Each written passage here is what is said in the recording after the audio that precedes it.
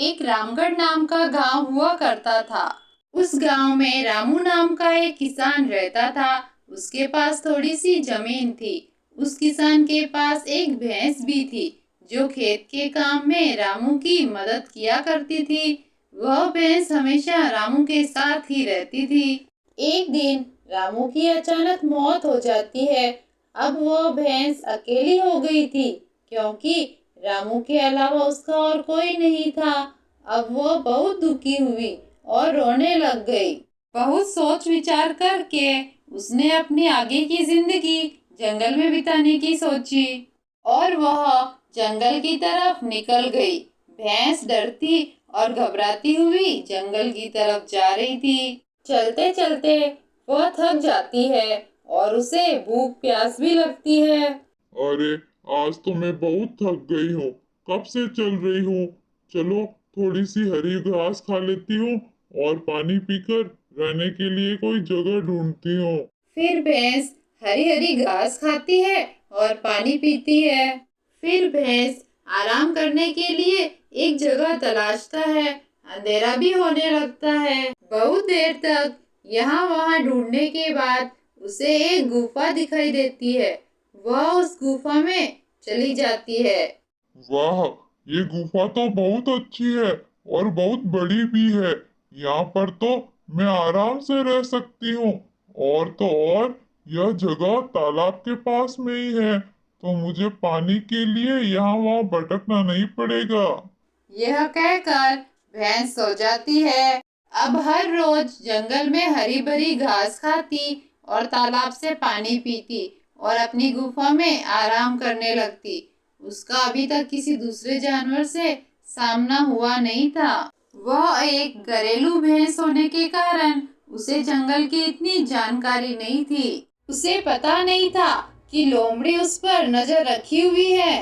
भैंस की दिनचर्या तो वैसे ही चल रही थी। अरे, ये भैंस तो बड़ी निडर है। अकेली ही जंगल में घूमती रहती है और इसको पता भी है कि ये किसकी गुफा में रहती है। इस भैंस से तो बात करनी पड़ेगी। जब एक दिन भैंस पानी पीने तालाब की ओर जा रही थी, तभी रास्ते में उससे एक लोमड़ी मिलती है। तुम्हें पहले तो इस जंगल में नहीं देखा कभी। अभी अभी यहाँ रहने आई हो क्या? हाँ, मैं इस जंगल की नहीं हूँ। मैं कहीं और से आई हूँ, पर कई दिनों से मैं इस जंगल में ही रह रही हूँ। तुम्हें पता है मैं कौन हूँ और ये गुफा किसकी है? मैं इस जंगल का राजा हूँ और ये गुफा भी मेरी है। तुम और इस जंगल का राजा? तुम तो एक लोमड़ी हो। इस जंगल का राजा इतना छोटा सा नहीं हो सकता। क्यों मजाक कर रही हो? मुझे जाने दो, मेरे आराम का समय हो गया है। इतना कहकर भैंस वहां से चली जाती है। पर लोमड़ी को बहुत गुस्सा आता है और वह अपनी इस बेइज्जती का बदला लेना चाहती थी। एक रात जब भैंस गुफा में आराम कर रही थी, तभी उसे कुछ आवाज सुनाई देती है। जब वह उठकर देखती है तो उसे शेर की परछाई दिखती है। शेर को सामने देखकर भैंस बहुत डर जाती है। उसे समझ नहीं आ रहा था कि क्या करे। तभी उसे एक आइडिया आता है। मैं शेर को देख सकती हूँ, लेकिन शेर मुझे नहीं देख सकता अंधेरा होने के कारण। इस बात का मुझे फायदा उठाना चाहिए। अरे, तुमने कोई आवाज सुनी क्या? लगता है कोई शिकार आ रहा है। धीरे बोल, हमारी आवाज सुनकर कहीं ये भाग न जाए। मुझे तो बहुत जोर से भूख लगी है। ये पास में क्यों नहीं आ रहा है? चलो उसके पास ही चलते हैं और शिकार करके ले आते हैं। अब तो रहा नहीं जा रहा है, भूख बढ़ती जा रही है इसको देख के। लगता है ये दोनों तो मुझसे भी ज्यादा खतरनाक है। यहाँ से भागने में ही भलाई है, नहीं तो ये दोनों मुझे मार डालेगी आज तो। फिर शेर घबराता हुआ वहां से भाग जाता है। शेर के जाने के बाद भैंस अब चैन की सांस लेती है, लेकिन अब वह पहले से ज्यादा सतर्क हो गई थी। अगले दिन लोमड़ी शेर के पास आती है। क्यों री लोमड़ी, तुम्हें तो जंगल के हर बात की खबर रहती है। क्या जंगल में कोई 2 नए जानवर आए हैं जो बहुत खतरनाक है और मेरी गुफा में रह रहे हैं। क्या बात कर रहे हैं महाराज? आपसे ज्यादा खतरनाक और बलशाली कोई दूसरा जानवर हो सकता है क्या इस जंगल में? आप जिसकी बात कर रहे हैं वो कोई खतरनाक जानवर नहीं है, वो तो एक भैंस है। नहीं नहीं, वो भैंस नहीं हो सकती। अंधेरा होने के कारण मैं उसे देख तो नहीं पाया, लेकिन उनकी आवाज बहुत ही खतरनाक थी।